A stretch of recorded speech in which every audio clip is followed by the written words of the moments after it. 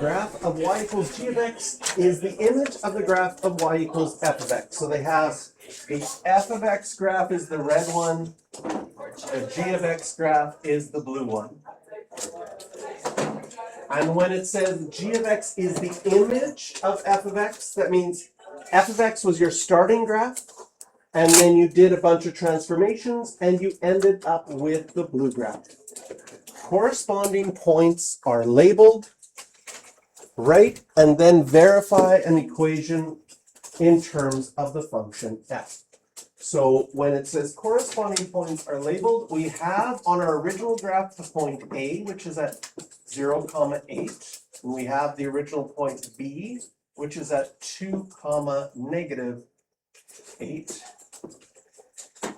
And then a bunch of transformations could have happened. So I'm going to draw both sets of arrows, and then that ended up on the blue graph at A prime, which is at negative 2, 0, and B prime, which is at 0, negative 8. So in a normal question, they gave us the equation, and from the equation, we knew what to multiply x and y by. We knew what to add to x and add to y, and we get the new points. Now we're sort of working backwards. We know where it started, we know where they're ending, and we have to figure out what should go above these arrows.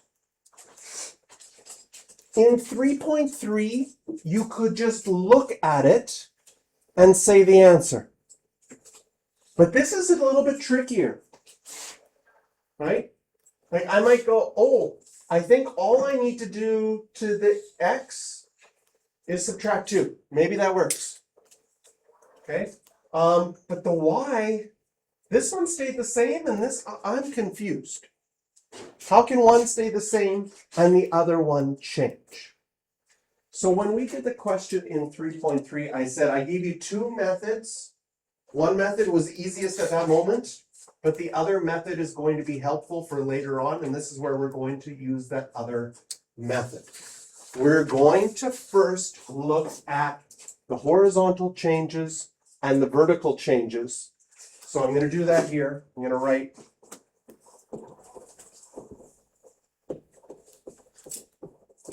the horizontal change. And we're going to look at our red graph from A to B, and then look at our blue graph from A prime to B prime. So horizontally, that's my x values. If I went from A to B, I would go to the right 2 units. Going to the right is positive, so I will, you could write the positive sign, or you could just write 2, that's fine. And A prime to B prime is still 2 units.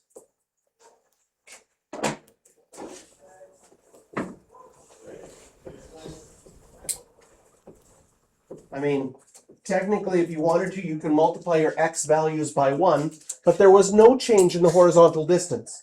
If there's no change in that horizontal distance, we haven't stretched it out horizontally or compressed it horizontally.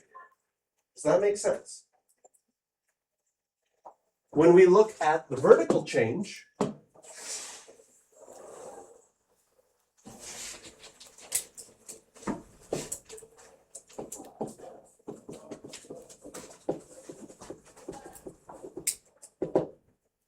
originally from A to B, well, you would be going down, and I would be going down 16.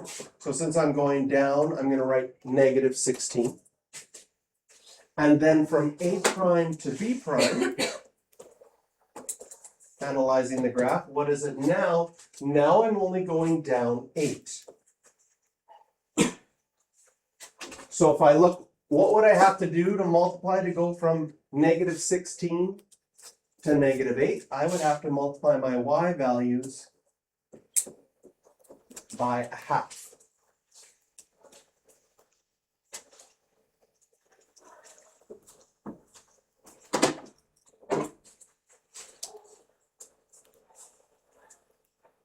So now just sort of organizing things so later on if you're looking at this and I'm wondering what you're doing. First of all, I wrote out A to B, okay?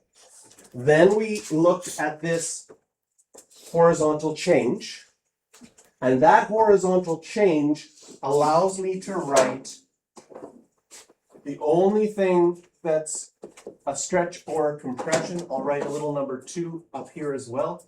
That lets me know that I have to multiply my y values by 1/2. So I can now put these points in. If I know my y values have to be multiplied by 1/2, that makes this point at, well, I'll do it in black. This point at 0, 4, and this point at 2, -4.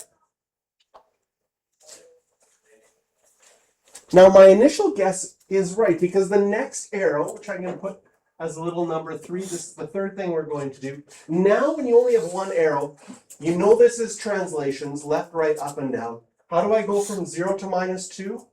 I would do that by going 2 to the left. Double check, does it also work with the second point? From 2 to 0? Yes. My y value, how would I go from 4 to 0? I would have to go 4 down. Double check, does it work from -4 to -8? It does. Okay? And technically using this technique, we've already verified that it works. Because we have something that takes our original points and gets to the points that we want. This question said we need to write an equation. So an equation has an equal sign, and an equation with an equal sign always has something on both sides. We need it in terms of the function f. So a reminder, if it says in terms of f, on the right-hand side of that equation, we need to have our function f. So I look at all the things that are happening. I know my y values have to get multiplied by 1/2. That's vertical. Vertical happens outside the function. Then I have my function. Do I have anything inside? Yes, 2 to the left. X's are liars. 2 to the left would be x plus 2. Down 4 happens outside the function. -4 in the end. So now this technique of looking at the horizontal change and vertical change, and some people can eyeball it, like they can just go, okay, A to B, that's the same, x by 1. Y, oh, definitely looks like my y's were squished. I've got a compression of 1/2. And then they can label this part. And this is one of the reasons I like doing the points changing with the arrows, because then you can figure out that first part. And once you have what you're multiplying by, and you fill in these second points, you can now easily figure out the left, right, up, and down. Because what works for one should work for the other. If it doesn't work for the other one, you made a mistake somewhere, start again. And I labeled this with 1, 2, and 3, because if you would just look at this and think about how a person normally writes, you might re-look at your notes and go, how did I write this first and then do this? Well, we didn't. We wrote the first thing, right? The very first thing was just that in the purple box, right? We didn't know the middle part. We left space for it, but we didn't know it. Then our horizontal change and vertical change let us know what we need to multiply. We could fill in that second part. Then it was easy to figure left, right, up, and down. And once you know what all of your transformations are, then we can translate that into an equation. Okay. Circle question number 9.